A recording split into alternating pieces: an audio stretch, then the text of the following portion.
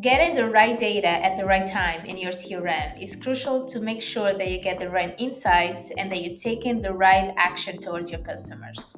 Let's say that a sales rep is updating the deal stage to close lost. You want to make sure that the information about the reason why this deal was closed lost is showing up to the sales rep so you don't miss that information. Things like that can be managed with conditional logic in HubSpot. This lets admins show or require certain fields based on what users select. This logic works in the create record form, but also works directly in the property anywhere in the CRM and every time a sales rep is updating the field. All right, so here we are in our demo account. Let's go to settings, scroll down to one of the objects. Let's take deals, and then we have here the option to customize the create deal form. So all of these properties here are the default ones that come with the create deal form, but you can for sure add or delete some. Some of them you cannot actually do any conditional logic. Why? Because conditional logic is only available for enumeration property types. That is drop-down selects, multiple or single checkboxes, and radius selects.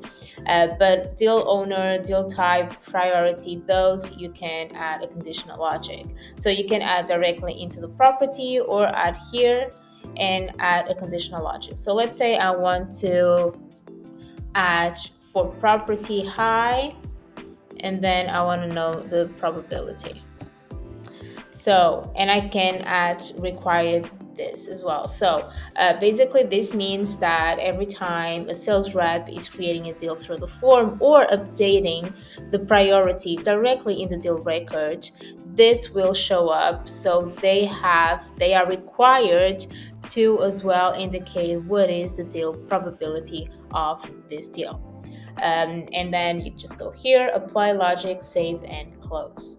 A property doesn't have necessarily to be included in a record creation form to be bound to conditional logic. So you can basically add that to a property. So every time someone goes directly and manually updates a property in a contact record or in a deal record, that conditional logic will show up.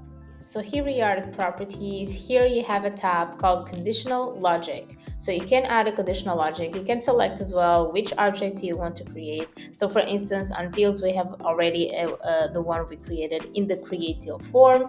But this time, let's go to contact properties. Let's create a logic. And let's say that every time someone is filling out the lead status to new, I want to know the annual revenue, and this is required so I can qualify better this lead, and then save logic. So every time someone is creating either in the form or just updating the lead status directly in the contact record, this logic will be enabled and the annual revenue will be showing. So let me show you real quick. Let's say that this contact here, view all properties. So let's go to lead status, new.